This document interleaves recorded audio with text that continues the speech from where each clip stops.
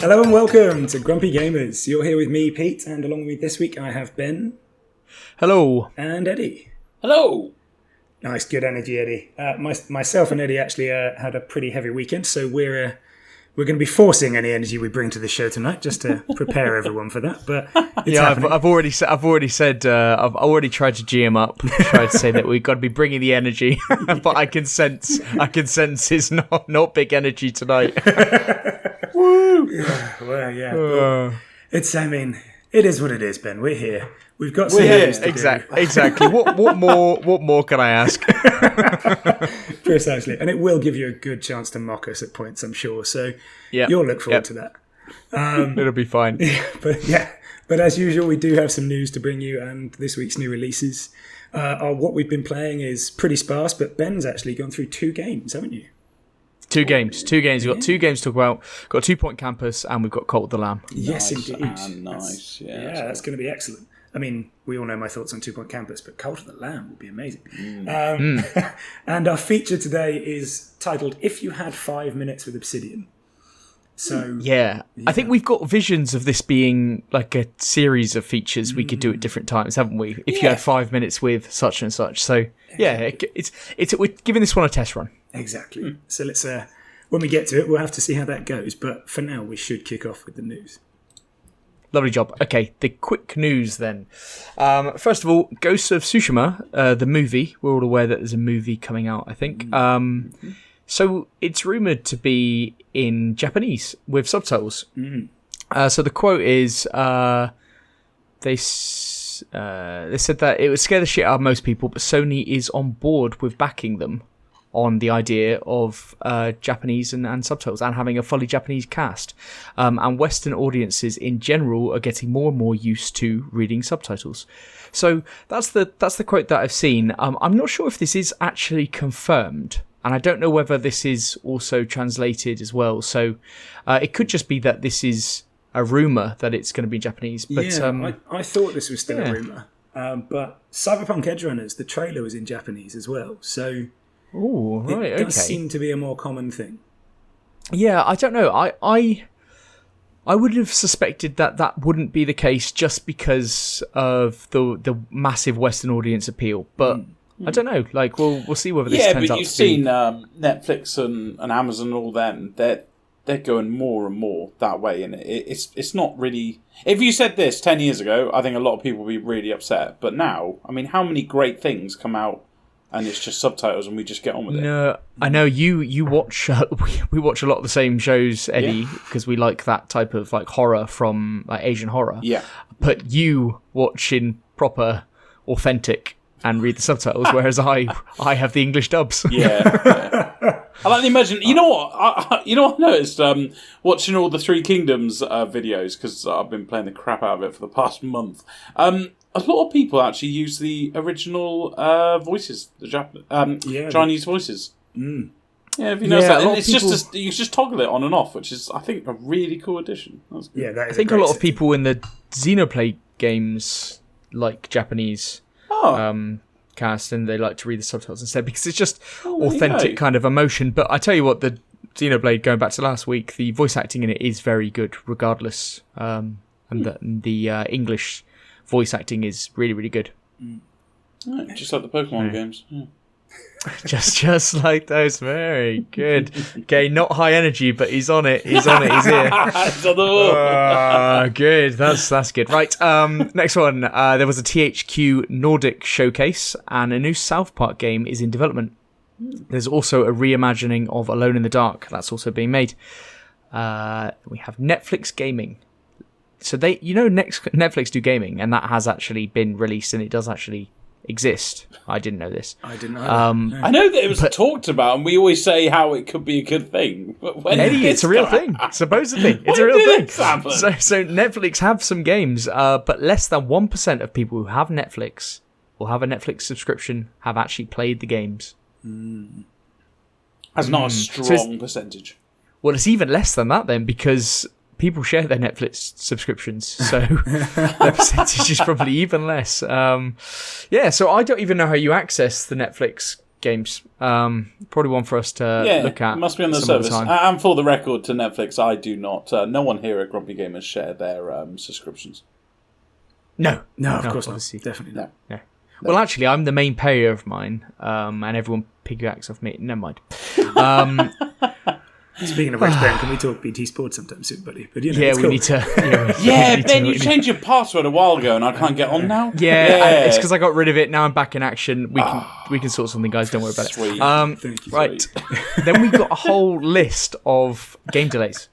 So, Marvel Midnight Suns.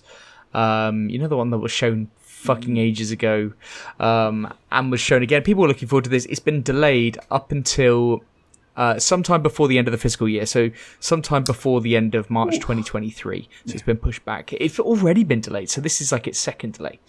Then we had one which I'm not sure if this is an official delay because we never had a date, but Hogwarts Legacy is not coming out this year, and it's been pushed to the 10th of February 2023, which in the grand scheme of things isn't too bad. So if you were expecting this around about November time because they hadn't said anything, to wait till February, probably not the biggest deal. But it has been pushed. That like the seasonal releases before Christmas, a lot of them just seem to end up in February. So I think we're going to end up with another awesome February. Absolutely, because they aim for December and then fuck up. I think we're going to have a February-March next year, exactly the same as this year, where it's just release on release. But there's also another game which supposedly isn't going to get delayed, and that is Sonic Forces. So when the developer was asked, and it's been translated, whether they have considered a delay based on the feedback that the audience has given to the trailers, and they said no, they haven't considered a delay. Now, that doesn't mean anything. That could be like the dreaded vote of no confidence before you get sacked on Football Manager, but it's they supposedly are committed to releasing this year, and that would be cool if Sonic Forces actually sneaks in for November time or something like that. So we can only hope. But that is not a huge quick news week. No, not a huge one, but some interesting stuff. But I suppose the first of the news stories today kind of ties in with this nicely, because the last we heard of Forspoken was when its release was pushed back to January. Yeah. And let's just say that the news this week hasn't been great for them either, because they dropped a new trailer on Twitter. You guys seen this? No, I haven't actually. No. Yeah, no, I've seen it. I would advise everyone to check it just for a lesson in how not to do dialogue. So it's a short trailer. It's got the main character, Frey Holland, talking to us about the world, trying to, set you up, build a bit of hype for it. And instead, it's just the worst dialogue. It's so poor. Like, the amount of people who've laid into this already is staggering. People have been taking clips of other games and doing the same sort of thing there. And that is quite funny when they've done that. Yeah, those are pretty good, but my God, why would you bring this out? I don't know. So let's just so for the audience, the trailer is basically that. How would you describe it, Pete? It's like candid, kind of very Americanized, kind of teenage speaking to the audience. Yeah, kind it's of that dialogue. breaking the fourth wall about where you live and what you're doing. That's what they're trying to do. It's that speak directly to the audience about how shit it is. I forget some of the things she says, but she's like, it's like, oh, there's dragons, and oh, I use magic. Oh, I use magic now, or something like that. It's like, it's really like candid stuff. Yeah, it is. And I don't want to quote it, Ben. It's horrible. The thing is, like, everyone's jumped on this, and Forspoken is that game which is easy, and like we've made little digs at it as well on this, but ultimately, I think this doesn't necessarily represent how the game will be. God no. How it will be in the game. This could just be a staggering advertising fail, marketing fail. But and equally, like, I don't know, you've got to. People just love jumping on the bandwagon on this one, so I was not that interested, but I am a little bit. I tried to view the trailer, and I don't want to put the sound on, but when I scrolled down, the first comment went to report your account, but there is no option for cringe, so I picked terrorism. Thank you. Yeah. I can't wait to watch this trailer now. Yeah, it's not great, but if I look past that and I look at the gameplay that's in the trailer and what's going on in the trailer, like there is something there. Like this game could be something. This is something to pull back on. The actual gameplay shown, the gameplay loop looks like it could be a lot of fun. And if you put that trailer on mute and just watch the gameplay loop, that's you'll what I probably did, retain and I thought some excitement for this game. I thought this looks okay because I didn't want to put the sound on to ruin this audio, but it looked fine. Oh my god! Yeah, Look, I think one of the questions about this is whether they've used the extra time that they've got to make the game any better, or whether this game is actually basically done. And it has been reported that the game is it's been pushed back just to avoid God of War, when actually they're not doing much more. The game is basically done. Yeah. So really hope they're doing a lot of testing. But yeah, but this is it. That's it. If you put that trailer on mute, the gameplay looks interesting. That looks like it could be the decent basis for a game. It's the moment you listen to that voice and the dialogue they picked for it, it goes horribly, horribly wrong. It's immersion breaking, isn't it? Massively so, yes. Yeah. So it's really immersion breaking. So. So that's it. Watch it once on mute and be interested, and then watch it again with the sound on, just to get that sort of prickling up your spine unpleasantness out of the way. And then report it for terrorism. Yeah. Maybe not. I mean, yeah, report it for terrorism. That sounds wise. There's no cringe option. What do you want? Mental. Yeah. I'll go next. Microsoft claims Sony pay to keep games from Game Pass. How cool is that? So this came from Eurogamer. The acquisition appears in a 27-page rebuttal of Sony's recent objections to Microsoft Activision Blizzard buyout made to Brazil's Administrative Council for Economic Defense as part of its investigation. Do you remember, was it a week or two, probably 3 weeks ago, Sony voiced their concerns over the Activision takeover that Microsoft I think it was last week, wasn't it? Was it last week? I was going to go with 2 weeks ago. We've got very, very perceptions of time. I reckon 2. I think Ben's wrong. Yeah. Let's go 2. It could easily be last week, but yes, let's go 2. Yeah, so if you remember, I thought at the time that they had to comment on it, but it looks like it's an optional thing. But Sony basically said, it's a bit shit because Call of Duty has no... What was it? They have no competitors.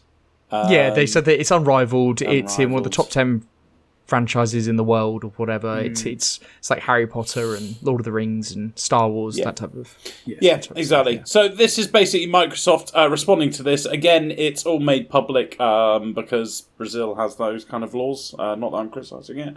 But anyway, Microsoft's response is a wide-ranging of Sony's initial objections, touching on everything from the fact it has previously managed to grow Game Pass without Activision Blizzard's titles, suggesting Call of Duty mightn't have been quite as essential as Sony claims, to be a reiteration of its assurances that it won't be making Call of Duty Xbox console exclusive. It's here that Microsoft takes a swipe at Sony, pointing out, as per a Google translated version of the filing, that for all its concerns around exclusivity, the use of exclusive arrangements has been the heart of Sony's strategy to strengthen its presence in the gaming industry. Microsoft says Sony's concerns are incoherent, given that by virtue of PlayStation's dominant market share, the company is a leader in the distribution of digital games, essentially when, as Microsoft claims, Sony has actively hampered the growth of Game Pass by paying for blocking rights to prevent developers from adding content to Game Pass and other competing subscription services. The full document has plenty more in the way of rebuttals to Sony's claims, including Microsoft's note that one of the major industry players to be canvassed by the Brazilian government on the acquisition, Sony was the only one to object, and is well worth a read. So... Yeah, what do you guys think? I mean, I know they've said that Call of Duty is not going to be Xbox exclusive, but I didn't think that they would go as far as to state this, because let's be honest, I think they're going to try and go away from that, right? They're going to eventually keep it only Xbox. I think it's 3 years. It's 3 years they've guaranteed at the moment. But I think it's an interesting one. But I want to touch... I'm going to bring a bit more into this, by the way, because I dug a little deeper into this on my own time. Definitely not when I couldn't move from the couch yesterday and just had to find things to occupy my eyes. But firstly, I mean, what do we think about Sony not only being the only ones to complain about anything, but also about the paying people to keep things off Game Pass? Because it's a valid business practice, but it pisses me off. Yeah, it's dirty. That's what I've been hearing all week. Like, that's what I've been reading. That's what people are saying. And my response to that is, grow the fuck up. Of course they do that. What do you think happens? It's a fucking business. Like, No, what this do you is what think I mean, that happens? it is a valid thing, but it just fucks me off anyway. Like, But what? Well, but they pay to have exclusive things on their console anyway. Like, what difference is it to say you can't put it? There's no difference in that business practice. It's just saying I don't want that to go over there. I don't want that to be available there. It's the same thing. yeah, What's the problem? What I'm arguing against is I don't think they should have the option to do that. Yes, I don't. I think that's really awful. Maybe if it's a PlayStation exclusive, then yeah. But as soon as it doesn't become a PlayStation exclusive, then I think those options should be taken off the table. Yeah. But why should that happen? So Sony give them money to make a better game, so they pay them, so they make a better game as a result. And now you're saying that they can't say some stipulations around that. The money has been taken for that purpose, and what's wrong with any of that? I think all future games shouldn't be like that because I think that excludes the availability of games. I think if PlayStation, all these deals. Anything that limits our options, Ben, I'm going to be against. Yeah, absolutely, Yes. absolutely, of course. Yeah, Pure you're looking at consumer your personal options, but Yeah, because why would I give a fuck about their profit line? Is the other Yeah, question to this. absolutely. Well, no, it's I'm all not talking about about games profit for the line. people. Limiting our options. I'm not talking about Absolutely. profit lines. I'm not talking about that. I'm saying that there's so many practices in the gaming kind of landscape that control where games are. This is just another example. Like Yes, I don't see how it's like most dirty. of them gone. Yeah, no, forget about your own personal, because everyone would like to be able. I'd like to play every game on the Switch. It's not happening. Like it's not.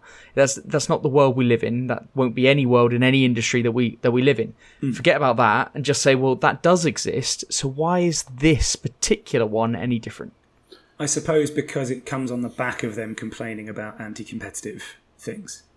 Like, Yeah. if you're utilising the exact same tools in a very similar format, you can't really complain about it. I think That's why they Microsoft get have the bad they've constructed a good argument. Yes. Admittedly, but I'm just saying on the actual practice itself, I don't think it's dirty. I can say I buy into Microsoft's thing here that says that it's incoherent because you're saying one thing and doing another. But when people, because that dirty practice thing has been thrown around throughout the week, I can't understand that rationale. And I think Eddie, you may have said it there. I can't understand that rationale. I just can't. But I can't understand how you don't think, because it's just dirty tactics. It's stopping someone else or half the population from playing a game because you're greedy and you don't want the game to be on another console because you want all the money from the selling of this game.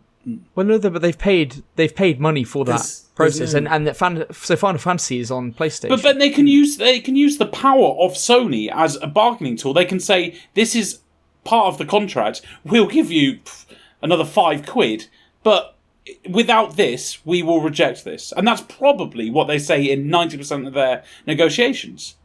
I'm not complaining against Sony because I'm sure I'm complaining about the practice that this even exists. This should not be a thing. That's fair enough. That's a valid thing. But then, where do you stand on third-party exclusivity for games? I mean, exclusivity as much as yeah, I just want, I don't like exclusivity at all. And that's fair. That's fair enough. But what I'm saying is that you won't get as good games because they won't have enough money to make the games that Ben, you know and love that are exclusive. Ben, you're talking to people who think RimWorld is one of the best games ever made, and it was made for about £6.50. But you have to also accept that there's a wider audience than just yourself. I refuse to accept that. You are all figments of my imagination. But then we're in an impasse. We are, and we probably should. Yeah. We probably should move on to the other point of this, by the way. Because Microsoft's rebuttal was quite an interesting one, and there's a few interesting quotes there about why they wouldn't make Call of Duty an exclusive, by the way. And I'll start with one here, which was, the reality is that the strategy of retaining Activision's games by not distributing them in rival console stores would simply not be profitable for Microsoft. That's not to say it could never be profitable, but given the situation and due to additional costs that might be involved, they don't think it's a practical solution. They pointed out amongst this that lost sales, meaning sales from all other platforms, meant it would not be worth the money, essentially, to them. So this was their reply on it, and it said, where's the next bit? This is especially true considering the gamer-centric rather than device-centric strategy that Microsoft has pioneered with Game Pass. That was the next bit up. And then added, and the fact that PlayStation has the most loyal users across its various generations, with every indication that brand loyalty accrued through previous rounds of the console wars, suggests that PlayStation will continue to have a strong market position. So it does sound like a fair point, And as we found out last week or the week before, Activision Blizzard mostly make money through mobile games, so I'm guessing they're not thinking about this anywhere near as much.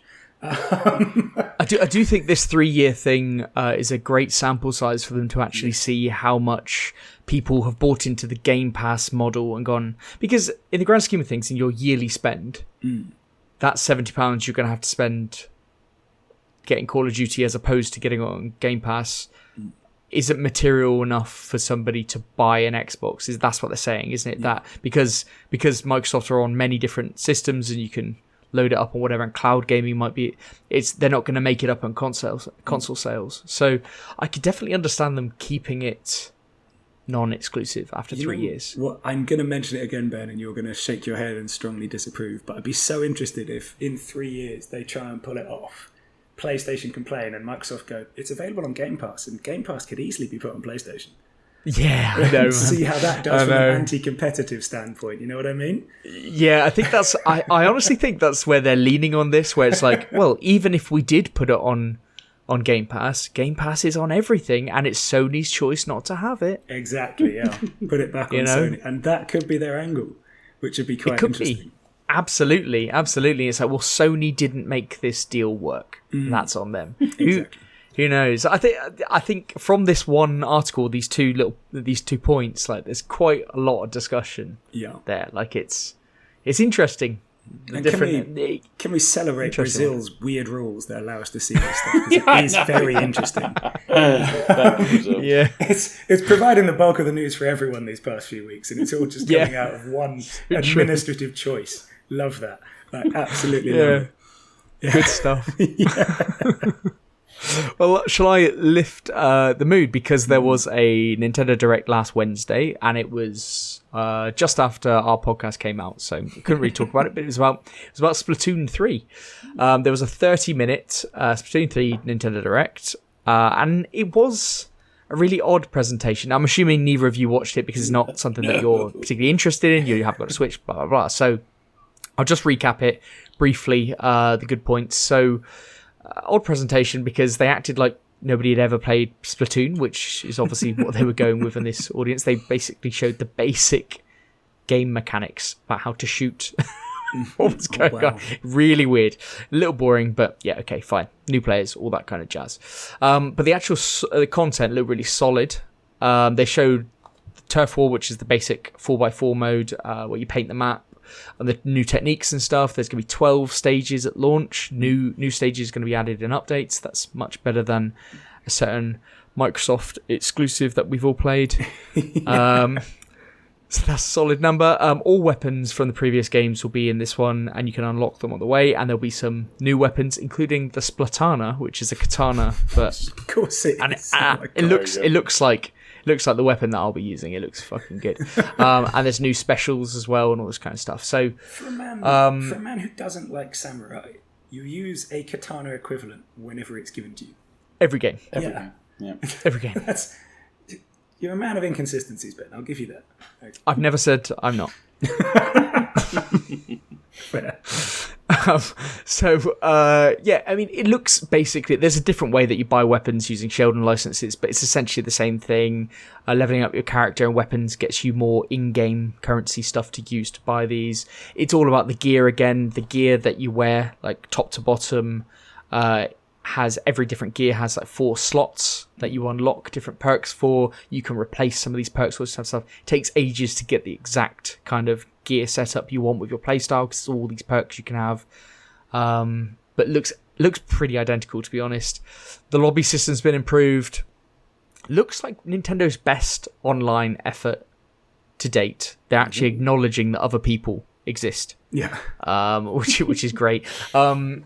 Also to note that they showed off the Nintendo app again, which is virtually non-existent. The app is to all intents and purposes dead, except for Splatoon, because it's got this really cool thing that I wish. I'm sure I used to look at a website for this, Eddie, on Warzone, but it's got like all your previous games, like it's got your overall win percentages, your accuracy rating, your score in each round and everything like that. It's got all of those, and it's also got because Splatoon is a timed game, as in like the ranked games, they change all the time, and it'll show you what stages are on at that particular time, what ranked games are present. You can also buy things from the store using your in-game currency. So if you see a cool piece of gear that has all the perks you want, you're like, oh shit, I want that. You can buy it on your phone, and then it appears on your game. Cool. But that doesn't seem like any update from the last game. But they're just pushing it again, which is it's actually one of the best uses of kind of app stuff in a game that I've ever seen. So I love it when a game has an app like that.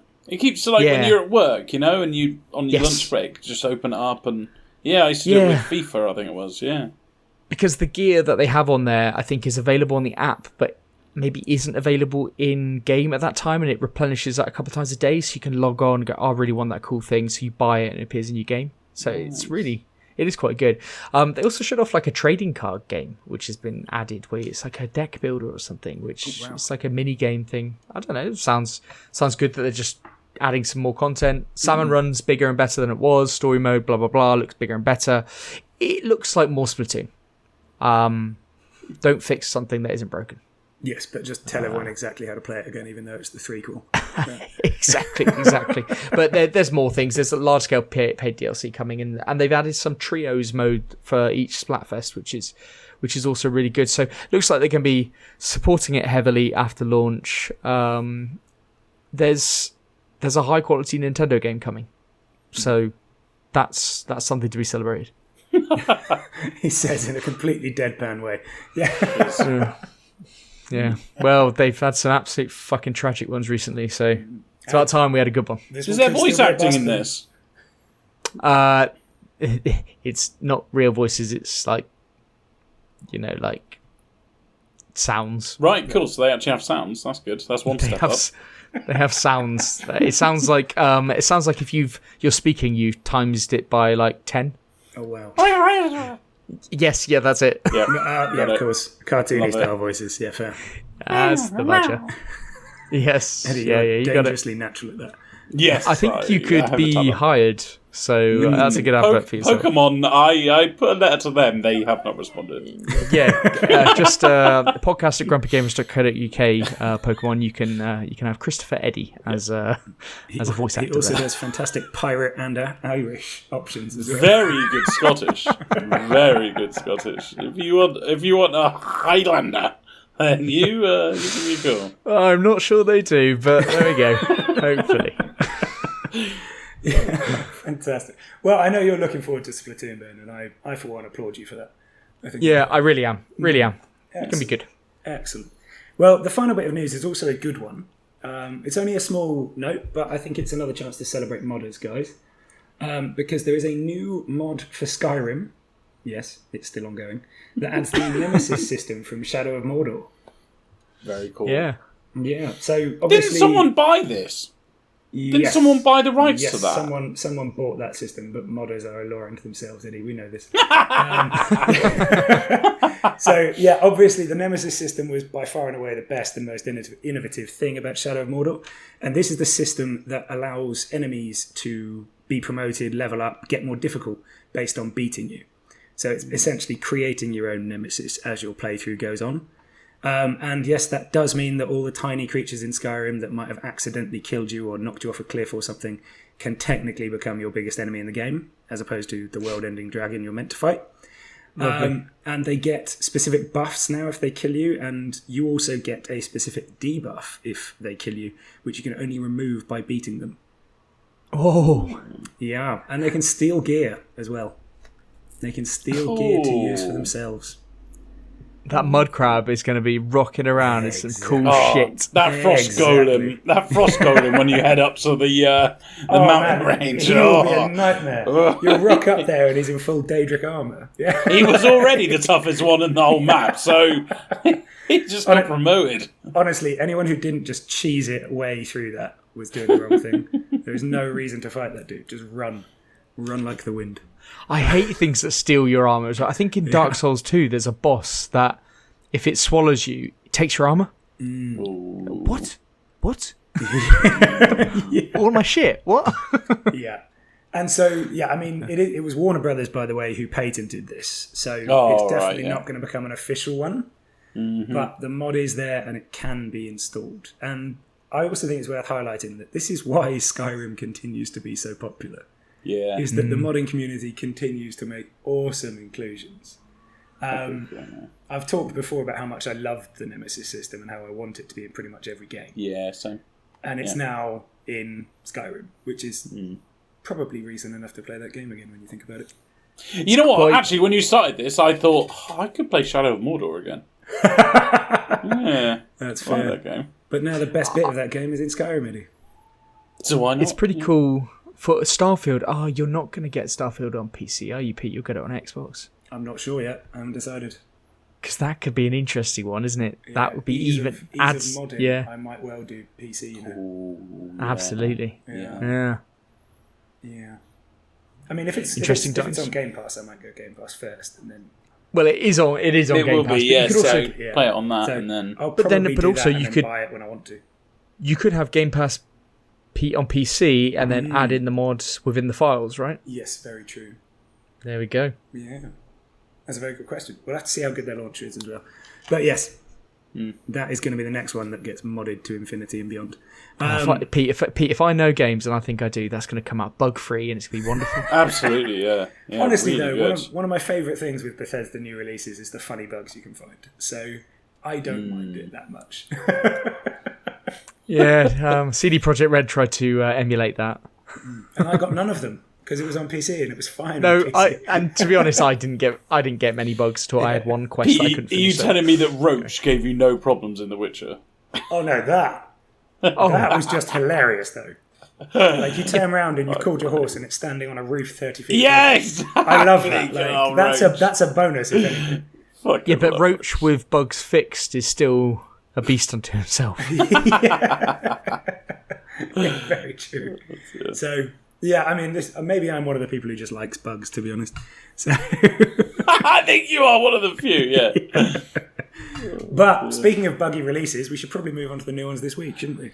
That's a terrible segue. We don't know that, Pete. That's saying things that aren't...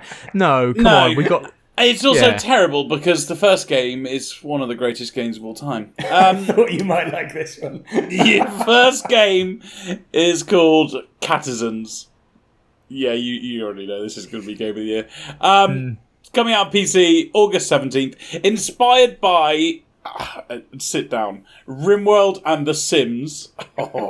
Catizens is a colony management simulation game where you watch over unique cats and quirky personalities as you help them build and grow their settlement while exploring new lands, facing off against wildlife and overcoming the challenges of each environment.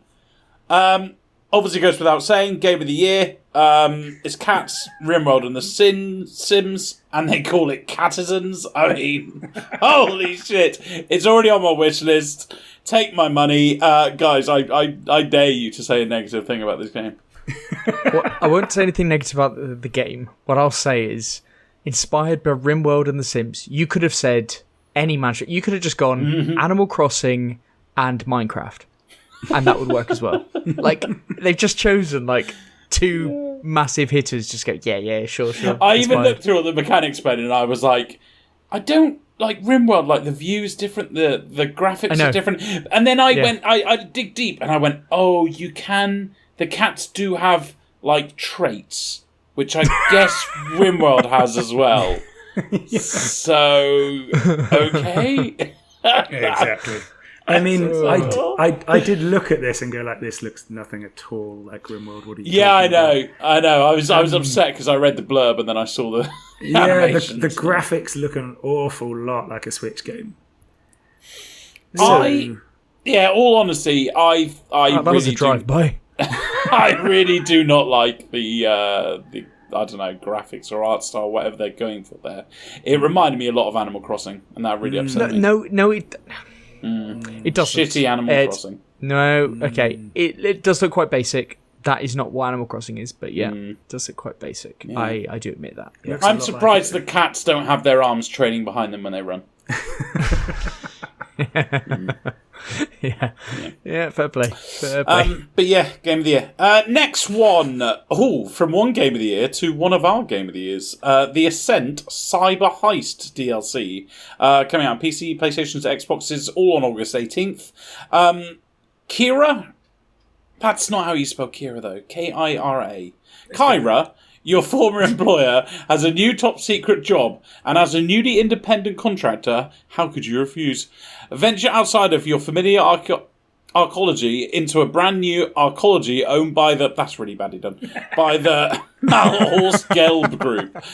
There's some new groundbreaking tech right for the taking, but you're not the only one with sights on the prize. Once you've completed the base game, you can play this. You can play it in solo or in co-op. There are new weapons, there are new areas and missions. I thought the main game was brilliant, so I am going to give this a go. Ben and Pete, you both... Well, Pete, you didn't like it as much, but Ben, you thought it was Game of the Year as well. I did. I think it could be worth a new playthrough. Yeah. I think a new playthrough might be in order on this one. Yeah, I don't disagree with you. I think it's a great game, and I like the sound of this. Although, admittedly, doubling up on arcology there was amusing. I know. Who writes this? Yeah, exactly. It's so easily fixed by any editor. But no, I think this sounds really interesting, and it looked decent as well from what I saw. So yeah, I think it could be worth a new playthrough.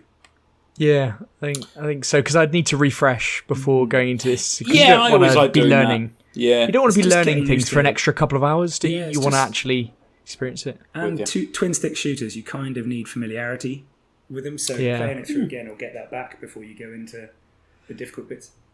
Yeah, I'd quite like to give that one another go. Yeah, agreed. Nice. Cursed to Golf coming out on PC, PlayStations, Xboxes, and Switch. It's coming out on Game Pass day one as well. August 18th. Cursed to Golf is a golf-like adventure where every shot counts. Players are tasked with making it out of golf purgatory to become a golfing legend. If I say golf one more time. With insane hazards, overworldly power-ups, and tons of replayability, you will make it back alive, or will you forever be cursed to golf? Very good.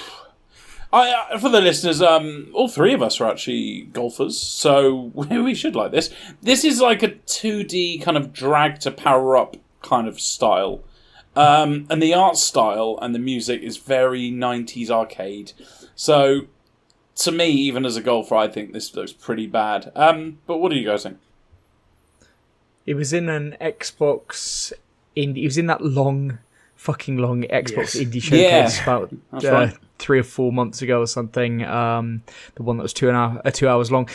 What I really liked about this was actually the developer had so much fucking personality. He really made people interested in his game. I thought this game looked alright. It's Game Pass day one, and it is a roguelike, which they've disguised in there as calling it a golf-like. But yeah, I think it looks worth a go, to be honest. I think I'm probably going to give this a try. I mean, the fact that they've even got the Mario symbol on the guy's visor, or at least very similar to the Mario symbol on the visor, it does is a bit of a giveaway to where the inspiration for the look of it came from. But I reckon it's worth a go, and that guy's personality was a winner then, wasn't it? So it's definitely it's on Game Pass. It's worth a try. It's on Game Pass. Do you know why I'm not going to play this? And this is a weird one. Is because I very much am aware that I have limited free time to play games. My partner does not like me playing games, so I kind of have to when I play games, I need to play a good, decent game. And this, to me, gives out huge, like, kind of mobile gaming. If I had a Switch, this would be fucking brilliant because I don't need to concentrate. I could sit down on the sofa and have quality time with the partner, but still play this, and that would be good. But to come into my room on my big monitor with my PC and load up this game, I don't think I will do that. I think that's a great point. I think it's a really good point. I got my Steam Deck this week, nice. which we'll talk about at another time. But yeah, I got my Steam Deck, and I was thinking this would be perfect to have Game Pass loaded up on the desktop mode and play through that and see if it works. Because it's on Game Pass, so it's free. So you got to. That's the method I'm going to play it. Yeah. I just fancy. Yeah, you're right. Sitting on the sofa.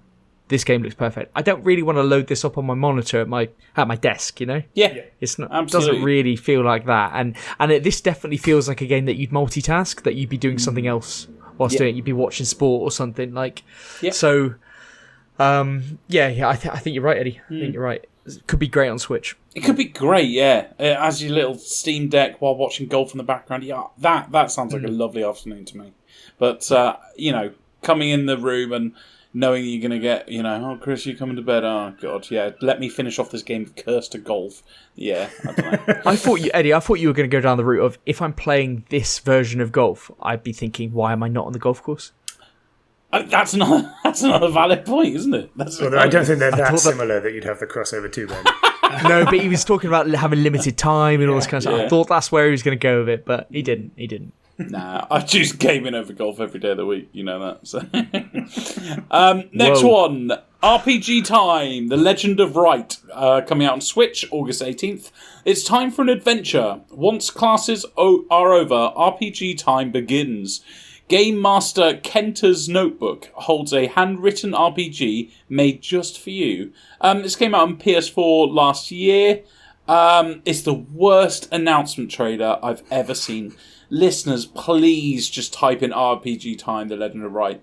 God, the voice and everything about it is just tragic. It started with nostalgic, which already makes me really get just angry at a game. The art style's all done like a pop-up book, which is kind of good that it's kind of like new like that, so that's good. What do you guys think? Before I shit on it too much. What do you think about this, Pete?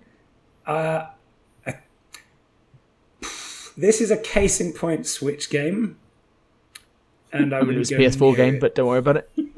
No, I would not. Literally came out on PS4. I know, but it looks like a Switch game. It does look like a Switch game, man. You got it. Okay. Okay. It looks like a Switch game. Yeah.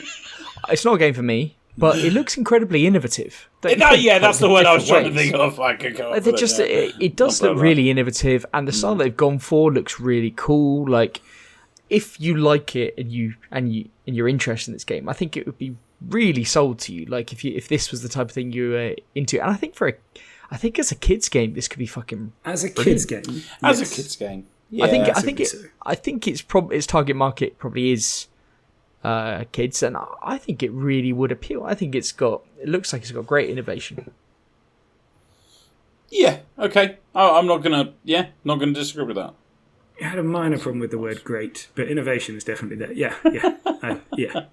You're such a harsh man, Pete. Thank you. Pete's in a bad mood, all right? Leave him alone. I'm very tired, okay? All right, we'll move on.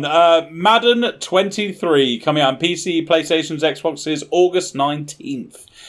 Play your way into the history. Why am I reading the blurb to Madden? I'm not going to do that. This is American football game to people outside of the US. I've dabbled in these games, and I've got to admit they're really, really well put together. They look incredible. The franchise mode is incredible. Ultimate Team that I've played on other games is pretty good. If you're into that sort of thing, it's all you'll play. And you know what I really liked is when I delved into this, I liked that they said we're not going to focus on the improvement of Ultimate Team. Which is great because every other game, FIFA for example, my God, every year we're improving Ultimate Team. And to people who don't like Ultimate Team like me, that is just, it's devastating to hear that year on, year out. You were Div 1. Yeah. You were literally in the best possible division for Ultimate Team. Yeah, what do you want? But you put in a lot of time on Ultimate Team. Not when you're as good as me. Fair play. That's a flex to be amazing at FIFA. That is not a flex that's hurting anyone. But yeah, there we go. But I only got to Div 1 because I made it like my gaming mission for that month. I was like, this is what I'm going to do. So I reckon if I didn't have a mode and I was just playing it casually, I never would have played it on to Div 1. But anyway, the AI is the focus, which is awesome with these games because the AI is always the thing that seems broken. I'm not mad at this. I might even dabble over across at some point. What do you guys think? Are you excited for this? Or you don't give a shit?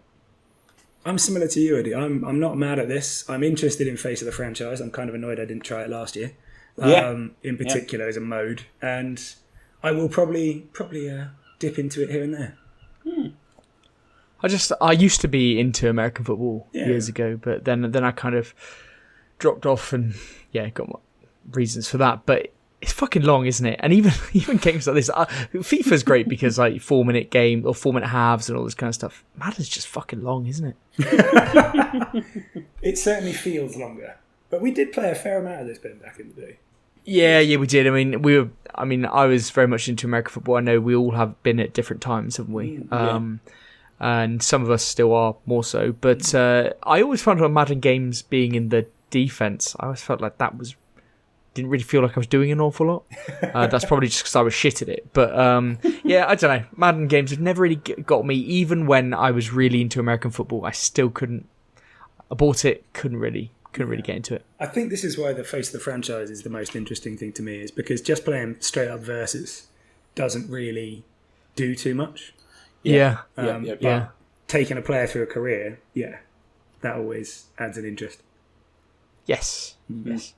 Yeah, totally agree. And for me on the NHL ones, I think I've said before, I used to sim half the game, so it actually felt more like a management game. Because you're right. If you play the same thing over and over again, then it does get a bit. Yeah, I love the management side of these sports games. Like absolutely. I really, really do. And as I've said in the previous couple of weeks, I'm getting F1 Manager for that purpose. Like I don't really, F1 2021 and 2022 and stuff, they don't really interest me as much. I've tried to play it and stuff. I don't actually want to do the vroomy. I just want to manage the team doing it.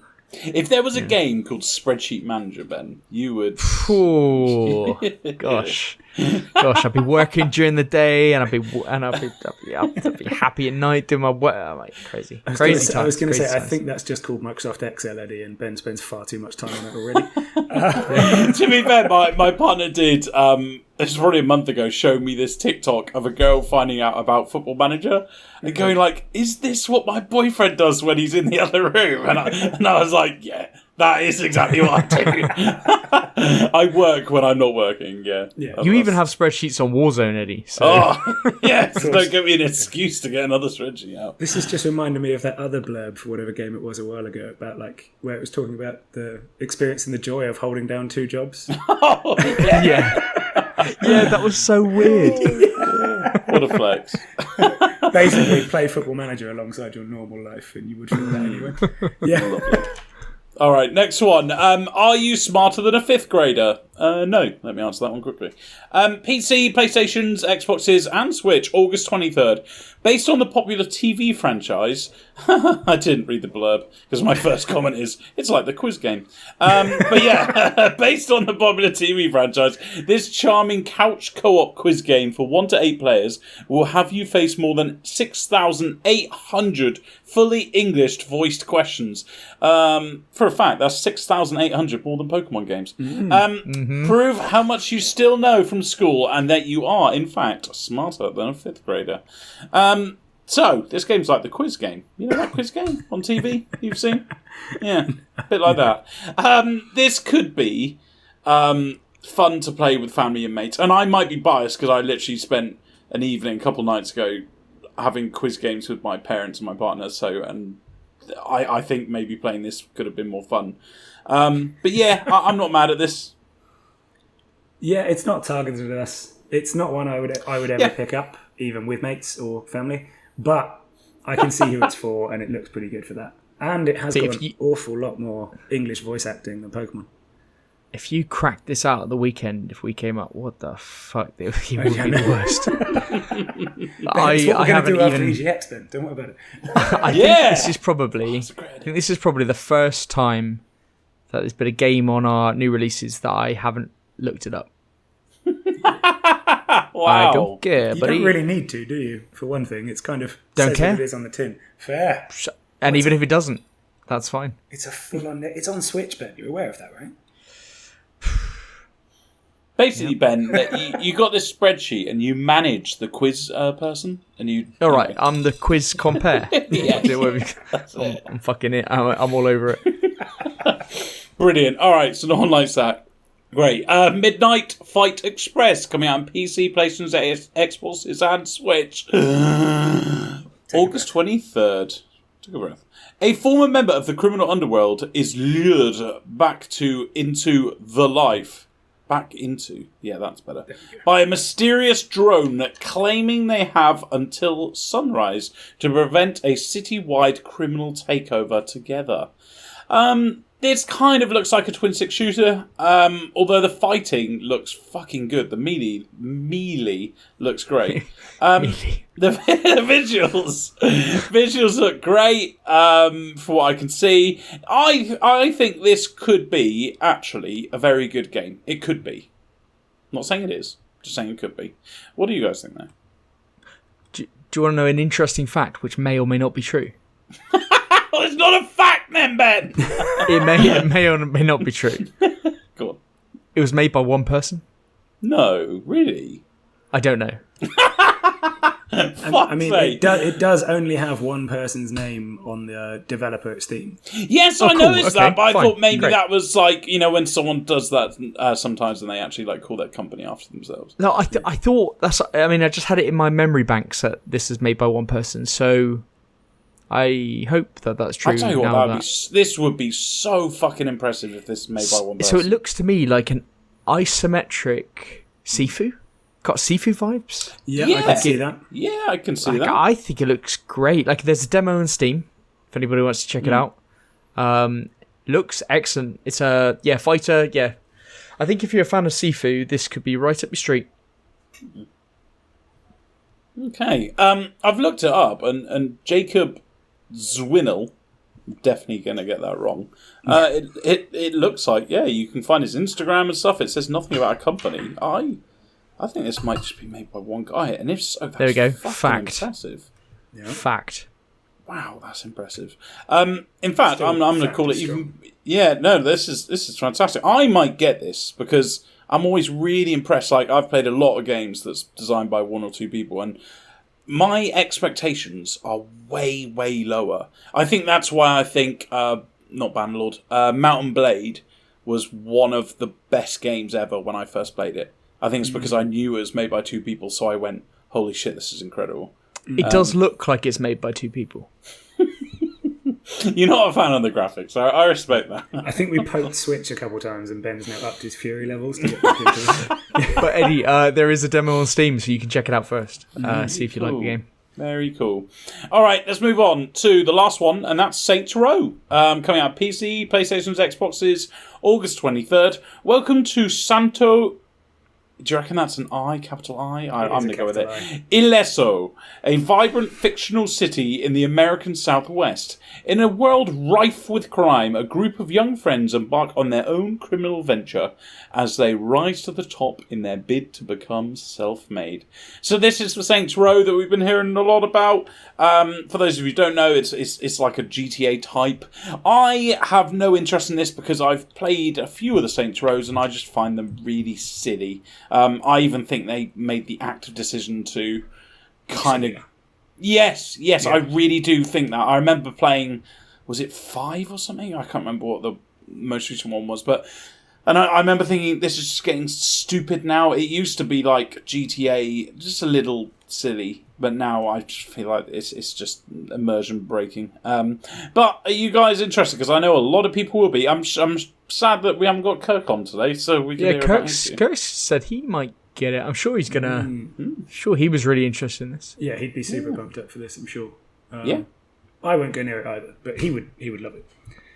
I think they've got to be silly because they've got to differentiate themselves from GTA, haven't they? And that's why they've gone with it. A lot of people are hyped for this. I'm really interested in what the reviews say because I'm imagining this being like a low 70s kind of game. Ooh, okay. But if it does review highly, that'd be very, very interesting to bring this game back. You expect a reboot to do quite well, but I don't know. I'm completely just don't know whether this game is going to be good or crap. So the problem with it, have you noticed with the reviewers, when it's a big game, they kind of have high expectations. So yeah, that's true. Yeah, I reckon I'm going to put a stamp on 69. What if this wasn't called Saints Row? It'd be interesting if we had that kind of double blind kind of thing going on, and we called it Saints Row and didn't call it, and see what people say. And this is the thing as well. This one there was a thing on Eurogamer about this a while ago, and it is intending to go back to the roots, as it were, and focus more on gang warfare and less on the wacky stuff. So that could help with the hype as well, because being a genuine competitor to GTA would almost be as good as differentiating, if you know what I mean. Oh, especially with GTA 6, which is going to be another 3 years or so. Yeah, great timing to come out as well. Yeah. When everyone's furious about not getting it, yes. I'm furious about the fucking reboot of whatever it was. Yeah. So what's your game of the week? That's it. That's a stupid question, Ben, because it's obviously Catizens. Yeah. I forgot about that right at the start. Some might say Midnight Fight Express should have been, but when a name is called Catizens and it's inspired by RimWorld and The Sims, I mean... Yeah, apologies. Take my money. I look forward to your review of that one. Oh, yes. I'm only going to play that for 5 weeks as well, and I'm going to talk about it every week. Yeah, getting more and more angry as it gets less instead and of less RimWorld stories, we could do Catizen stories. I'd be well behind that. We could have that as a section of the show. I'd be all in. Let us know if you're listening and you want to hear about Catizen's stories. Eddie might just have to play it. Oh, dear. I'm troubled. But okay, we should probably move on to what we've been playing, which is, at least from two of us, probably the most depressing level of what we've been playing there's been, which is that I intended to play Hoa, I think that's how you say it, H-O-A. The very similar to Ori-looking game. Yeah, you built everyone up last week because you said that you're going to be playing this game that everyone knew about and was hyped about. And they were so pumped for this game, Hoa, that is so popular. I was really looking forward to it, and then he was like, Sunday, I'll recover by playing a really heartwarming kind of Ori-style game. That'll be great. And then instead, I was a flailing corpse for all of Sunday. Who also focus on anything. Definitely leave the game that you're playing for the podcast that you do every week. Definitely leave it to the night before we record this podcast. I had a lot of plans, all right? I had a lot of plans. He's a busy man. He's a busy man. He's a busy man. He's a busy man. Eddie's a busy man. No time. I can't go too hell to the pain because I have nothing as well. But I was going to bloody say, Eddie. Very good. I mean, in my defence, I left my house on the day after the podcast, and I didn't get back until 8:55 this morning. So, fuck you, Pete. But I will say, I had 1.5 days where I was done with whatever game I was playing. I can't remember what it was now. And I lined up 4 games, but I was like, I'm not going to buy them because last time I went to visit my parents and come up to London CP, I was biting at the... what's that term? Chomping at the bit? Chafing at the bit. Chafing at the bit. Chafing? Isn't it chomping? I say chomping. It's chomping at the bit. It's not chafing. You're not chafing. I mean, I was chafing because I'm a big guy. But it's been very tight. Get over it. It's been a hot weekend and I've been wearing shorts, so I've been chafing at the bit for a while. But I was really chafing at the bit to play Three Kingdoms Total War to get back. So this time I went, don't get a game because then you'll be excited and you won't enjoy your time away. But fuck me, guys, those 1.5 days of not playing games was the longest 1.5 days of my life. I even evening I logged into my work computer and I did about 2 hours of work. Well, you said we were on the golf course the next day, and you said that you did that the previous night because I was like, I'm going to go home and play this, that, or the other, and you were like, I can't start anything because I'm going away. I can't. And you said to me, I've got nothing to do. I even did work. I have no purpose in life. What do I do? Oh yeah, it's been really, really painful. Like even at lunch at work, I was like, oh, sweet lunchtime. Oh, I guess I'll just carry on working. Okay, is that what I do? I played a couple of games of Rocket League and then just, oh god. But thank God Catazins is out. Oh, yeah, there we go. Well, actually, so I had 4 games lined up. I can't remember what they were. Like Kaplurth. One's like this tactical game that I saw someone playing on stream, so I've got that wishlist. That's like £5. I've got a game that we had on a new releases a couple of weeks ago, and there's another one, and I was so excited to like see which one was cheaper, so I got it. But then I logged on to Game Pass today, and there's one game that I've been kind of interested in. It's like something trading company. It looks quite good. Look it up on Game Pass. But fuck me, Expeditions Rome just came out on it. Yeah. Yeah. Holy shit. And obviously, I played Expeditions Vikings probably about 6 months ago. I thought it was okay. But my God, I remember when Expeditions Rome came out, probably not that long ago. I've played the demo, Eddie. I've played the demo, and you will fucking love it. Yeah. I remember when because Expeditions Viking looked like it had everything that I was interested in, but I was really disappointed by some bits of it. And when I did the research to this, when it was in our new releases, I remember going, holy shit, there's a lot of little aspects that I love in games, the little bits that stop you doing the main storyline and go and build something somewhere. This game looks like everything I'm looking for. So yeah, I think you're going to love this. I've already downloaded it. In fact, I didn't want to waste a minute after this podcast, so I even left my PC running all day so that it installed in time. It's on PC Game Pass, yeah? PC just Game Pass. Yeah, because it's not on Xbox. It's oh, just isn't a PC it? game. Oh, I didn't check that. Sorry. Yeah, no. I've made that up, but I don't think it's an Xbox game. I think it's because I've played it and it seems like a PC Very game. much a PC game to me anyway. I can't play these games on Xbox, so that's why I haven't even checked on Game Pass. But Xbox Game Pass. So yeah, I've installed it on PC, and I'll definitely be talking about that one next week. Yeah, nice. I look forward to your thoughts on that because as I said, I played the demo. I can recognise its greatness, and I think you will fucking love it. Yeah, I think so. For me at the time, I just didn't have the time to commit to it because there's so many systems and everything. You just got to fucking gotta dive right in. You've got to go all in. Yeah. Yeah, exactly. But okay, well, shall I talk about 2 Point Campus to start with because that came to Game Pass. Game Pass. Game Pass. It's Catazins isn't coming to Game Pass, so but Very good.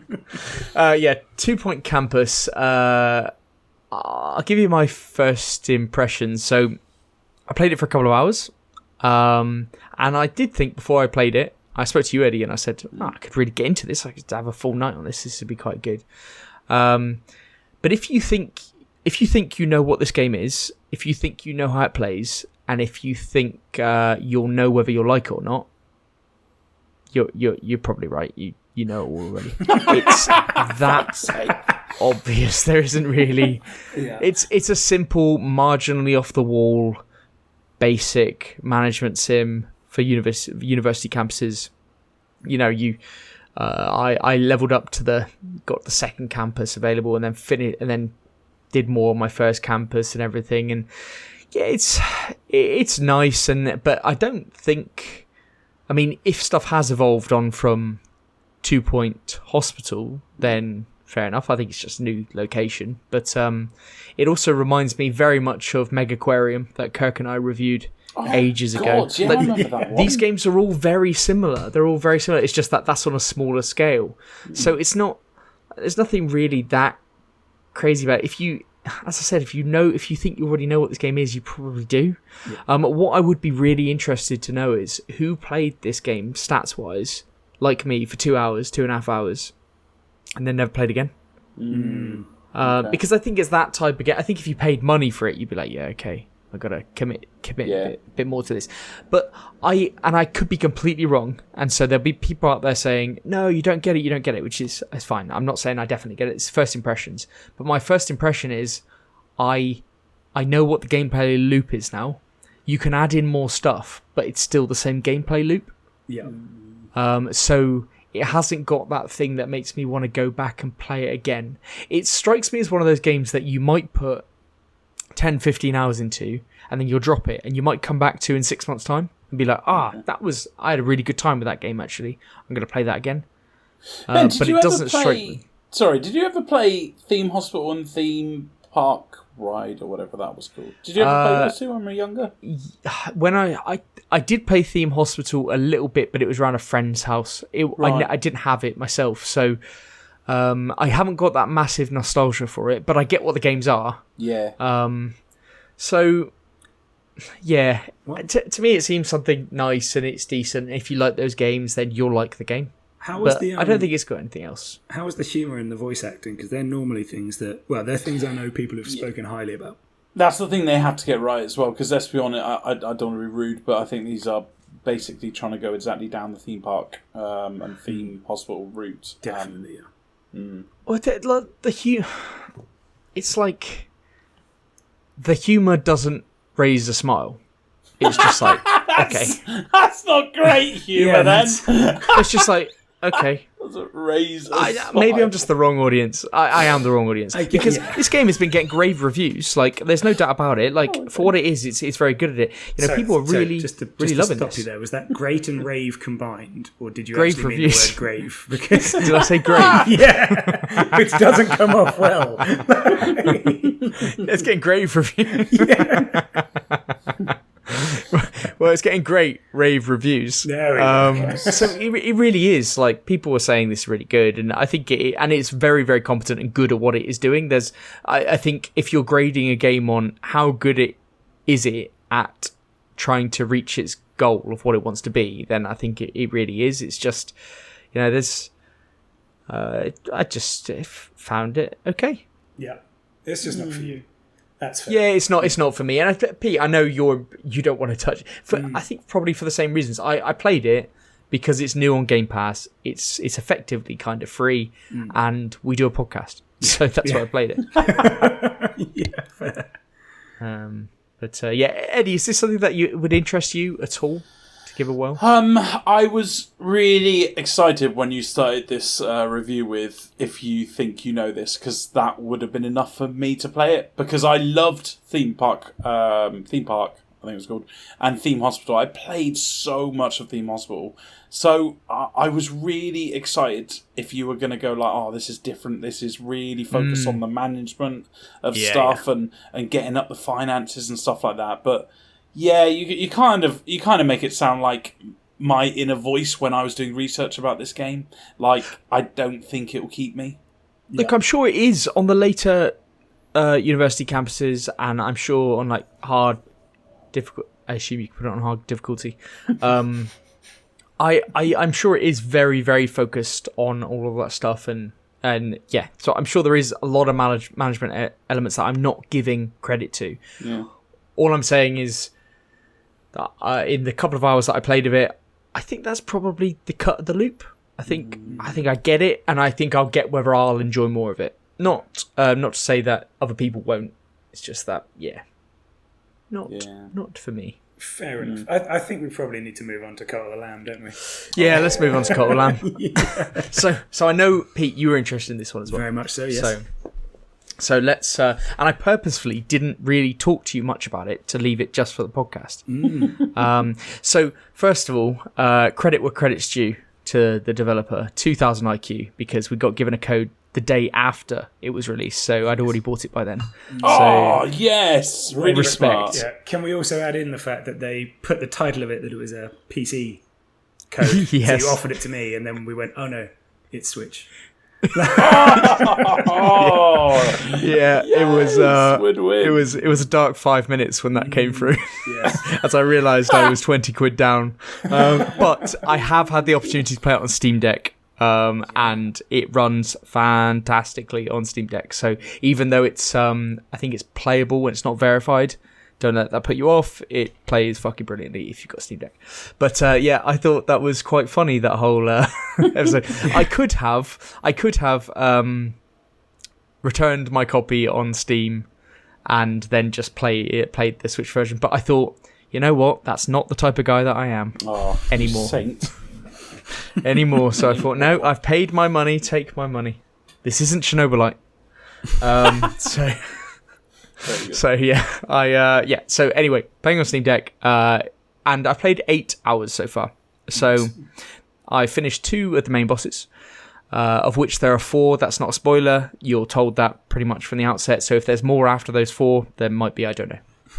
So, but I'm in the 3rd area, and so it does seem like a 15 to 20 hour game, I would say, because I'm imagining the latter parts will take a bit longer. So let's just call it 15 hours, something like that.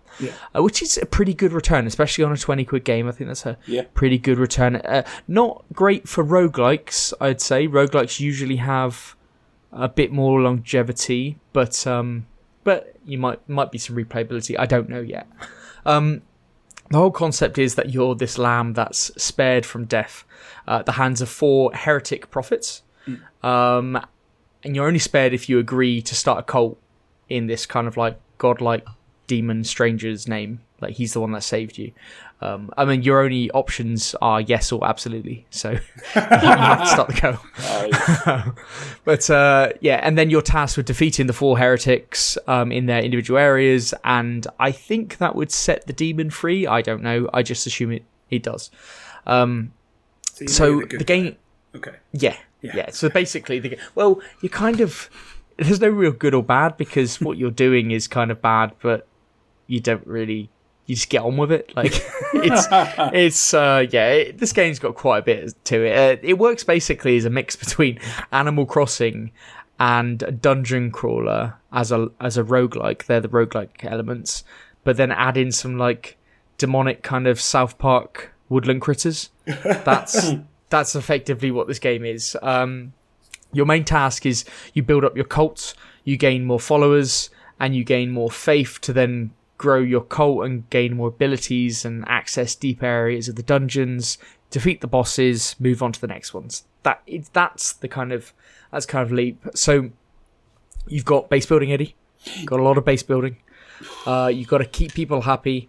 And then once you've done all that management sim stuff, you then do your dungeon crawling, and that gets you resources. You take down the mini bosses, and once you've done an area like 3 or 4 times, the main boss then reveals itself as the final boss of the area. So let me get this straight. How much control do you have over your cult? I was going to say, can you control the people, or is it just your own person building buildings or something? So you are the person that's in charge. So you're just you. You're the lamb. You have these followers that you acquire through going through the dungeons and saving them and joining your cult and all this kind of stuff. You then tell them what to do. As in to mine or to chop down trees or to tend the farms, or to worship you. All this time, you assign them different tasks so that they build up different areas of your camp. You then build there's loads of buildings to build, but you have to level up your cult to then give access to all these buildings. Essentially, what you're controlling is hunger, faith, and sickness. They're the 3 main areas that you're controlling in your cult. Right. And the game, for its base building element, is actually quite deep on it. Weird turn of phrasing here. It's quite deep on the surface. But you're just controlling those. You're controlling hunger, faith, and sickness. Yeah. So there are when you just boil it down in your head to going, oh right, that's just and resource management. So it's just one of those things that it's kind of helping. But you also unlock things like doctrines, which then kind of change your cult and the playthrough. Like, you could have a doctrine either allowing people to get married or make where you let them fight to the death. Like, it's those 2 options. And you can have a doctrine where you celebrate people dying, or so your followers don't mind people dying, or you can have one where you can bring people back to life and raise them from the dead, and shit like that. And so it's generally you have a choice of what your doctrines do, which then at different times you can perform rituals to increase your faith or decrease your hunger or something like dramatic. So if everyone's starving in your whole place, then you can do a ritual so everyone has a big feast. If you've unlocked that one, but you could have gone for another one where it might have been a complete different outlook on how things work. Like, you can allow murder, you can punish whatever. Like, it's so many different variants on how your cults can come together, because all of these, every time you try and do a doctrine, you have a choice between two kind of contrasting ones. Yeah. So it does actually vary up quite a bit. So your followers around the camp, they do age, and they either die of old age or they can get sick and they can die as well. And you can, and that's it. And especially if you don't keep the camp sanitary by picking up all the shit, then literal shit, then everyone gets ill and shit like that. Do you have to pick that up personally? Is that you have to sweep it, actually. You have to sweep it. But later on, you can develop an outhouse so that your little animals can go to the shitter in peace. That's a bit too high tech for the beginning. Right, okay. Yes, it is for the beginning. And you can also develop something else so that somebody else will clean up the shit and it doesn't have to be you. There we go. That's what I needed to do. Yeah. And then you've got that part, and then you've got also different areas of the map, which when you go out of your camp, you can go to different areas of the forest and down to the water to fish and all these different types of things. So there is quite varied stuff there. And then the other part of the gameplay is the dungeons. So you choose to go into the dungeons. They consist of like a room-to-room thing, like Hades. Yeah. But all the rooms are connected, so you can actually go back and forward between rooms, but you're just trying to find the door to take the elevator to take you to the next level. So there's like usually 3 or 4 levels that you're trying to get to before you get to the mini boss or the final boss in that particular area. And if you die, it doesn't really matter. Your resources are cut a little bit, and you just go back. Like, death is inconsequential, apart from you lose a bit of faith, which you can gain back from your followers pretty easily. But the whole thing is that the dungeon area is the roguelike element. Right. And then but you come out and you can just go back in. It's fine. It's not the end of the world. Graphically, this looks fantastic. And you guys have seen it, obviously. Yeah. I love the graphical style. The humour's good. As I said, very demonic South Park. In look and humour. Yeah. Like it really does.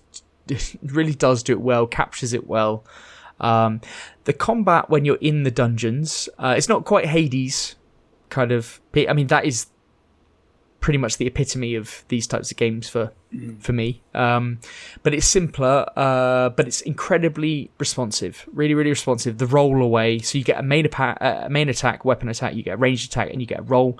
You're kind of assigned the weapon and the ranged attack when you walk into the dungeon, kind of randomly. I think there's like 4 different types of each. And then throughout the dungeon, you might get the opportunity to change them. And you can upgrade your abilities outside of this to upgrade status effects and things like that, and to get more health and all that kind of business as you go through. So there is a bit of variability, not as much as you would get in something like Hades, but definitely some variability. So overall, every component of this game is really good, and after a couple of hours, you think this game is really amazing. Yeah. Like, it's got everything. But there's something, and I say this at the point of 8 hours, so it could change, but there's something at the moment missing for me. What I think about, despite the variability that you see in the buildings, and the items, and the upgrades, and the cool rituals, all that type of stuff, the loop is very similar. Like, what I experienced in hour 1 is basically exactly the same as I've got in hour 9. Mm-hmm. Like, you build up your camp and stuff like that, but it doesn't feel like it's changing an awful lot. I will absolutely complete this. There's no doubt about it. It's a good game. It's a really good game. I'm just not as excited as I thought I would be to get back to it. Like, I'm probably going to play it after this podcast. I could equally not, but I probably will. Do you know what I mean? Yeah. I kind of do. Yes. It's not. It's not a compulsion to complete it. You're just gonna. Yeah, I'm just going to, because, I've bought it. I like playing on my Steam Deck. It's the game that I'm playing at the moment. And you gave away the I'm Switch going to complete code. it. Yeah. Switch code's gone. So, yeah, here we are. Fair. Well, I mean... So, yeah, good game, though. Good game. I suppose all of my characters are going to... all of my questions are going to revolve around the base building side. Yeah. But I mean, like, what interaction do you have with the cult members, and do they have with each other? Do they get married, do random shit, kill each other. Well, I've just said that people can get married. So So I've just said that. Okay, I was not on this. Sorry, not to you guys. To my cult. Right. To my cult. Right. I've just allowed them. I've just searching for the word, but I've announced that they can get married or whatever. But I think I have to announce a ritual for that to happen, and then they'll just get married off. But so your interaction with people, you can go around the camp, you can interact with them, you can tell them what to do, you can tell them where to go, what to do, etc. They also come to you with mini tasks saying like, oh, this has happened, or can you go and search for this, or can you do this stuff to increase the faith.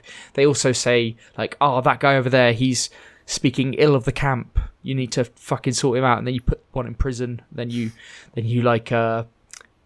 give a sermon to them individually and try and like re-educate them and all this kind of bullshit. So it's but you can give them blessings, you can give them items which will give them particular perks. Like all of your characters have individual traits for like whether they're gullible or something like that, or they're likely to speak behind your back and all this kind of shit. Yeah. So there is that, but it's like, as I said, it's a weird turn of phrase that I'm using, but it's like a surface level depth. It's like everything seems deep, but it's not that deep. Yeah. No, I do kind of get what you mean with that. Okay. It's like the presentation of depth, but I'm not sure what really matters. Because at the end of the day, that faith bar there, like you could do sermons every day. You could do a sermon to your flock of people, and that will raise your faith and all that kind of stuff. But if you just go around and give them all blessings, then the faith bar goes up to the top anyway. Like, so I'm not sure whether everything is absolutely necessary and it's just more dressing. And you can like put decorations all around the camp and all this kind of stuff. And as I said, a shit ton of buildings. You can send them on little missionary missions to go and get resources, all this kind of stuff. Like people get ill, and awesome. You put them in bed rest, and you can. I create a little health station so they can all get healed there. And when you go into the dungeons, the god that you're facing at the time might just appear randomly in the dungeon somewhere and go, right, all of your people are fucking diseased, and it brings them all in front of them, then it makes them all sick and then sends them all back. So there are some interesting things. And even like at night, if you wake someone up when they're sleeping, they're pissed off at you. So I waked one up for a chat, and he was like, "Oh, fuck off." But you woke some guy up for a chat.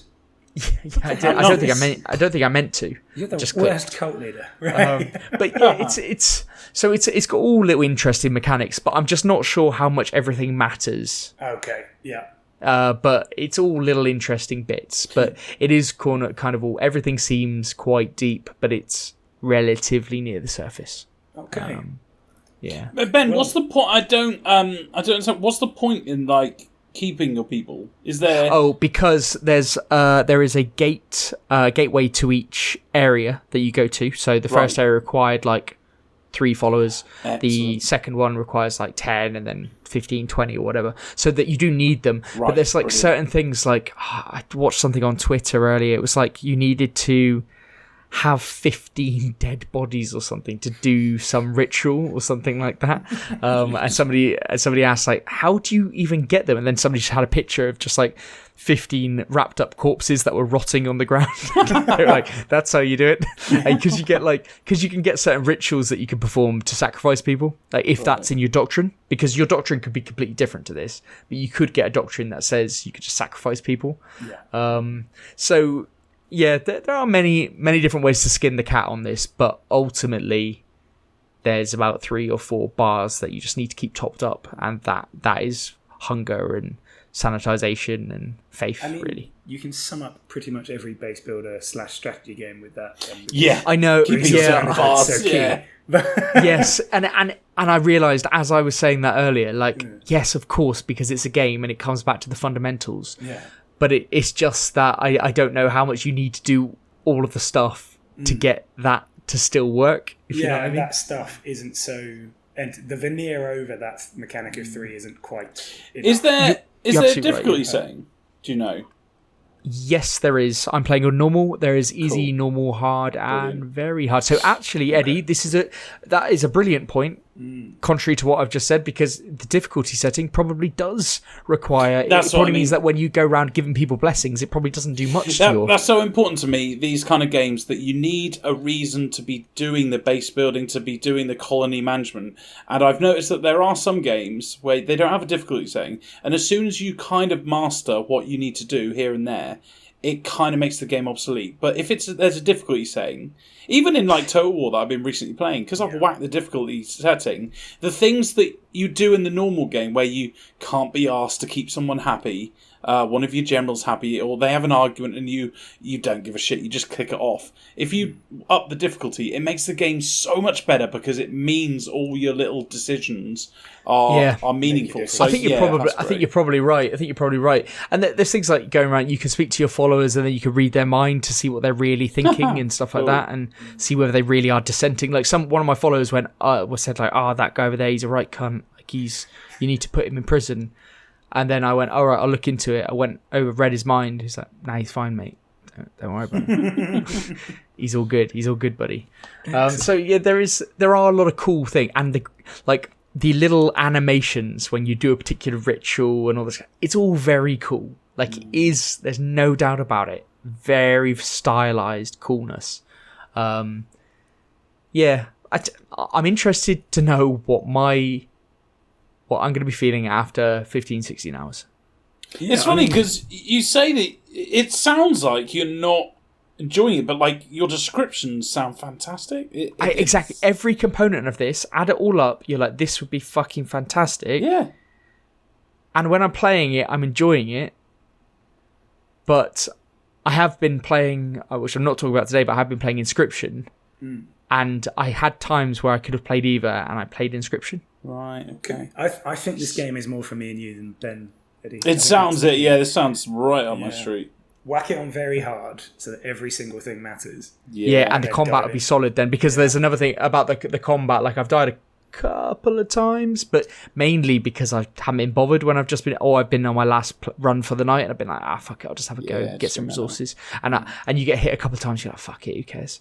But actually the combat isn't that difficult, so you're probably right. If you whack it on hard, very hard or something, it's interesting. Yeah. If only I had a free code for that would be quite cool. Yeah. Well, I was really looking forward to it, Eddie. Pete got the massive dummy on it. Yeah. Pete got the dummy. Absolutely. Free PC code. Here's your code, Pete. Nah. I even looked at it and we're like, that is the first time I've seen a Steam code that looks like that. But I was like, but I'll go with it. And no, didn't work. Did not work at all. Good times. Good times. 2000 IQ.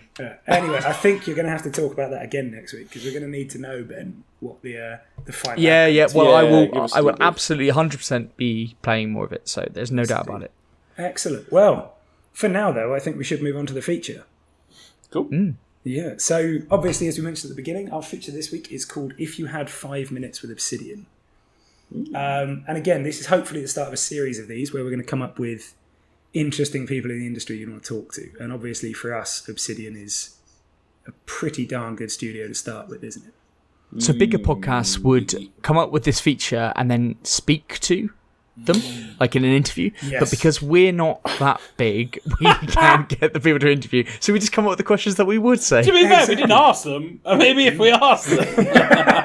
Yeah, we could. We're not proactive either. That's the other key. Yeah, that is very true. Also, as you'll see from our questions, there's a very good reason they wouldn't accept it. No. If we sent these over, they'd just be like, what the hell? Because I mean, I'll kick us off if you want. And my first one of these would have been to beg them to do whatever it takes to make Fallout New Vegas 2. It's not even a question. Yep. Not even a question. I knew that this was going to be mine, so when I came onto the dock, I just copy and pasted yours. I thought you haven't even changed the name, so I'm now getting confused. Yep. Is that same? So guys, what makes Fallout New Vegas such a Fallout that they need to emulate, and that Outer Worlds doesn't fill that gap for you? Oh, the Outer Wilds doesn't. Outer Worlds. Sorry, did I say Wilds? Pete loved Fallout New Vegas way more than me. I think that probably is because I still quite liked Fallout 4. But for me, it was because Fallout New Vegas, I think the storytelling was the best in the whole series. Yes. I've said that many times before. And no offence to Outer Worlds, I played that game for 15 hours. I think a large part of it because it didn't feel open world. I felt like a lot of the story arcs were, I don't want to use the term again, but quite silly. And a weird thing where, your companion, if it was on easy settings, then it was fine. But on the hardest setting, which I played it on, he died in a heartbeat, or they just fold instantly. They just fall instantly, and there's no respawn or anything. They're just dead. So that was devastating. But no, I guess if I'm going to credit anything, I would say the storytelling. That's definitely the key one. And even the DLC for New Vegas were incredibly well tied into the story. Things like Lonesome Road was such a good finish for it. It was just so well done. I just think, so Fallout 4 obviously has the concept of multiple factions you can team up with and sort of picking a side. Yep. But the way it was executed meant that you could never find any kind of balance between them. Whereas in New Vegas, you had a lot more flexibility. There's 3 major sides, but almost all the time you can find a way to make it work with 2 of them, sort of, if you take control of your own way. You had a few more options in who was going to end up in charge, how it was going to happen, whether you just took over or whether you let the whole world go mad. It was that kind of fluidity to it was really, really well executed. And it's just, I don't know, I suppose it just had a different vibe to the other Fallouts for me as well, and one I really liked. That they've... Oh, sorry, Eddie, you carry on. Sorry, I'll just add on to that. I think if New Vegas came out after 4 with the technology they had, with the mechanics that they could easily introduce, I think New Vegas would have been by far the best Fallout. I shouldn't say it's better. I only enjoy playing Fallout 4 more because, of course, the base building mechanics. And they are very good, to be fair to Fallout 4. Yeah, they are. They're fucking amazing. But that would be the first thing I'd do, would just be beg them to make Fallout New Vegas 2. I don't care the legal hurdles and the ownership and everything else. Just make getting sued. We know that they've gone down the Outer Worlds route for the moment. I think one of the things that I'd be intrigued to know their feelings for would be that conventional way of delivering dialogue in RPGs now, which you have 4 options. You choose one, and then you'll choose some sub options, and then you go back to the main list, and then you could choose another one. You know what I mean? The Mass Effect dialogue wheel, that everyone else then took on. Yeah. Yes, now is out of date. That is not how games do it now. This has been elevated to a new level. Disco Elysium just took it to an absolute new level where the fluidity of dialogue and choices, the conversation is never the same. You go from one to another. You have options just being delivered to you. You're not going back. You're not doing a tick box exercise, and there's nothing wrong with this because a generation of games did it, or 2 generations of games did it. But that is not how top level games do it now. And Outer Worlds still did it. I'm interested to see whether they feel like they need to innovate for Outer Worlds 2 with this new level. And I'm actually away from Obsidian, hoping that Starfield sort that out. But I don't know whether this is just an Obsidian, and Bethesda as well do it a lot. But I don't know whether they're changing this anytime soon, and it's just not good anymore. It's not good enough, I don't think.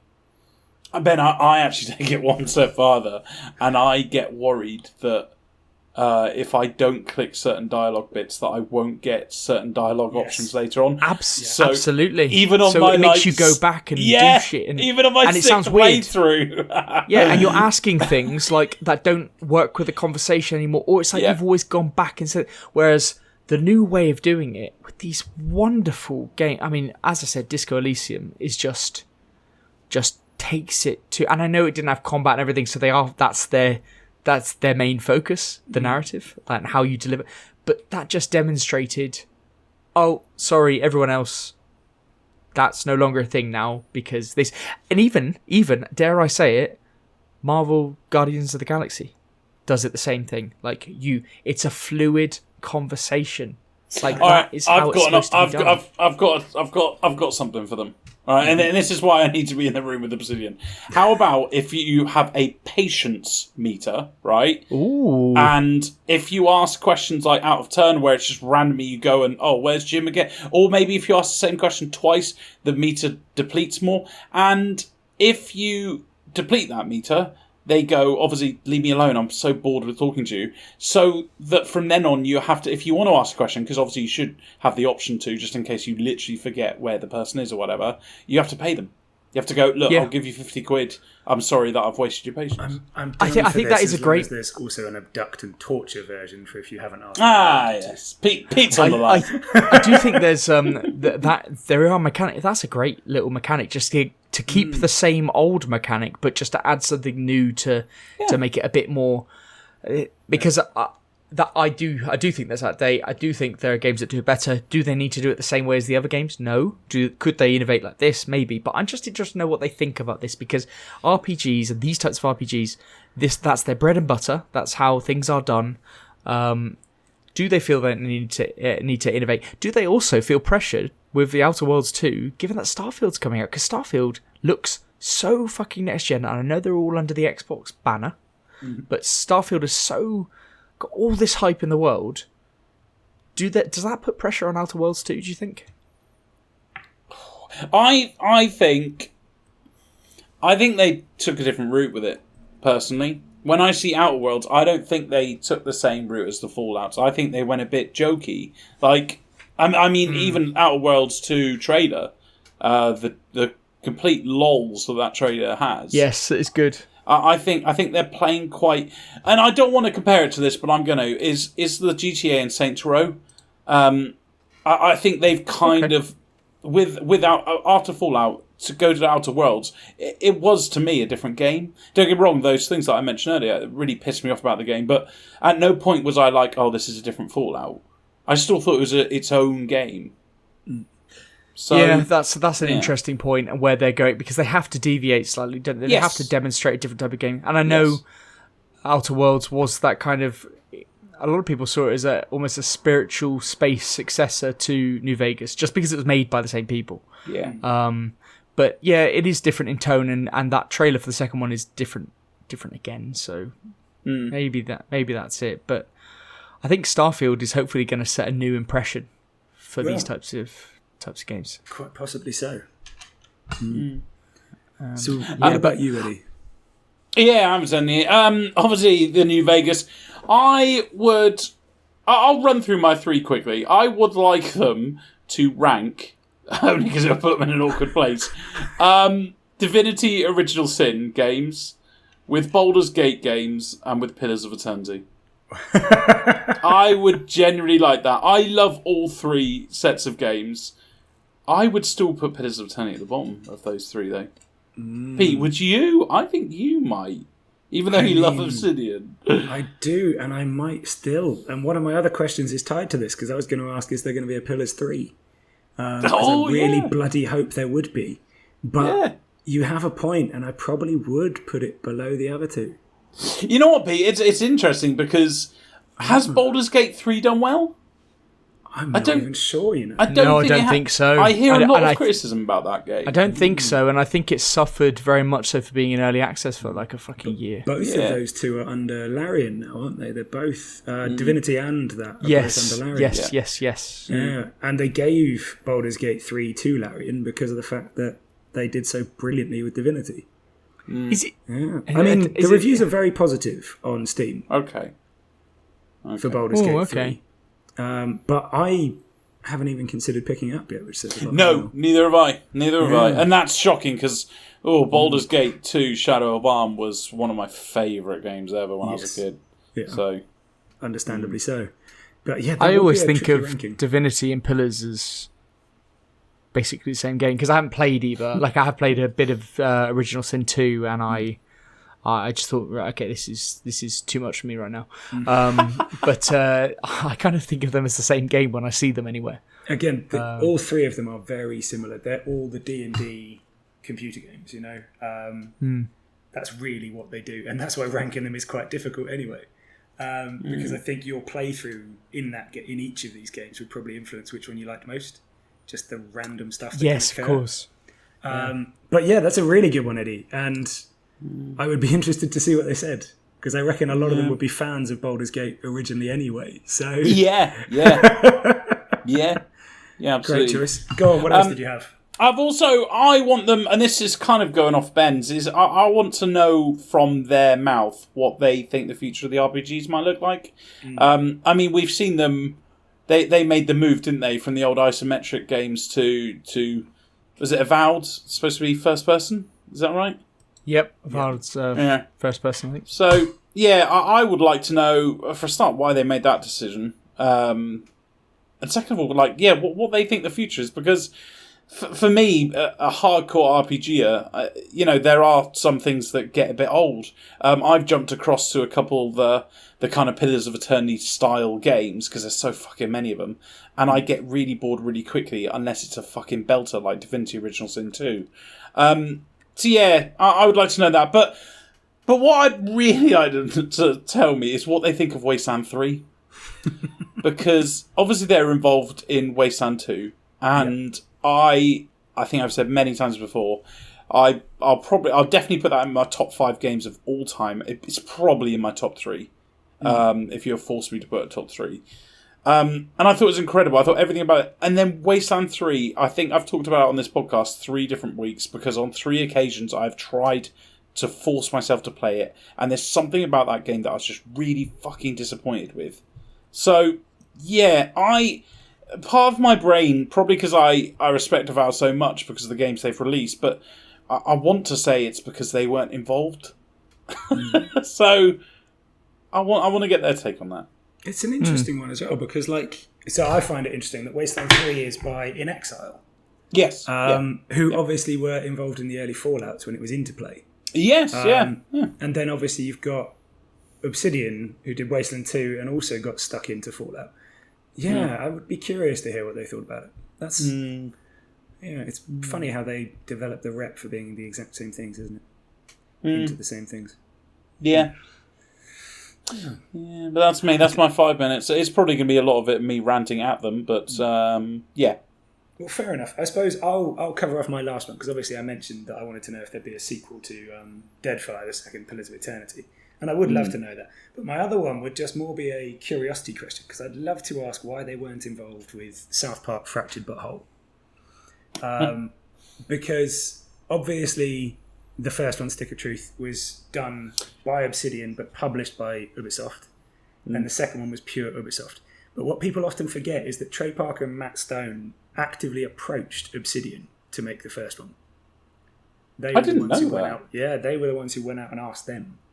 So I'd really like to know why they weren't involved in the second. Both games are bangers. The combat in the second one is far better than the first, but the story is probably better than the first and the second. That tells you a lot about the developers. But but those would be my questions in the 5 minutes. That and continually begging about New Vegas 2. I've only got one more, and I think it's one which a lot of people go, oh yeah. Where the fuck is Avowed? Yeah. I mean, we just heard absolutely nothing. We know that Obsidian have worked very, very hard on Grounded, and that is doing very well now. You can get that on Game Pass, and the Outer Worlds also Game Pass, and making Outer Worlds 2 now. But has Avowed just gone away? Like, we saw this when they were fucking doing press conferences about the Series X console. Yeah. Like, this was at presentations years ago, where we got minor, wasn't gameplay, but it's like CGI kind of gameplay stuff, wasn't it? And we just had nothing. We all thought like, oh, this is like Skyrim. This is like a new Skyrim. Yeah. But we just had nothing, and it's amazing. This game is one of those amazing games that has hype despite no one knowing anything other than seeing a guy walking around with hands and like magic in his hands. Yes. Yeah. Like, okay, I get what the game is. Like, it's that universal gaming thing of, oh right, okay, this is Skyrim. Yeah. But yeah, where the fuck is it? Has it just stopped? Because if it has, then I'd like to know that it's just not a thing. Yeah, I don't think that's the issue, but I actually left this off, Ben, because I saw you put that question down, and I think that is a question everyone would want to ask. Which they would never answer. So. Well, of course they would. Until they're ready. Until they're ready. Yeah, and as you can see from our entire list of questions, this is why we don't get interviews. But or even go after them. But no, you never know. We could tag them in our Twitter post on this, and we might get some feedback like we did with the ending guys. Very true. Which would be leave us alone, please.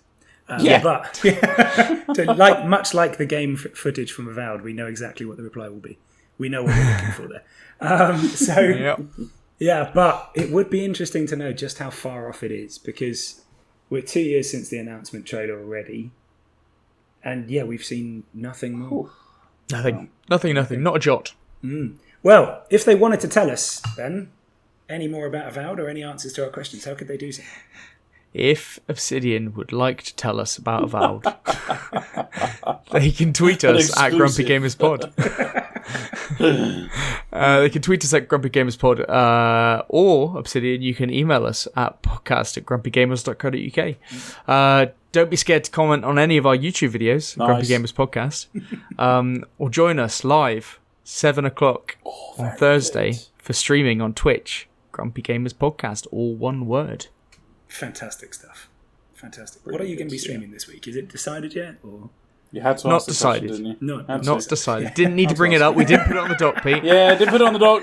You just had to put it on the doc. Yeah. The sin of omission was the problem there, okay? You should have just put TBD and I'd have left it alone. Yeah, didn't want to say anything about it. So. No. Probably Warzone. I'm up for Warzone. So it's going to be Warzone. Okay, fantastic. Probably. Maybe. Yeah, cool. We'll let everyone look forward to that, because for this week, it's GG. GG. GG.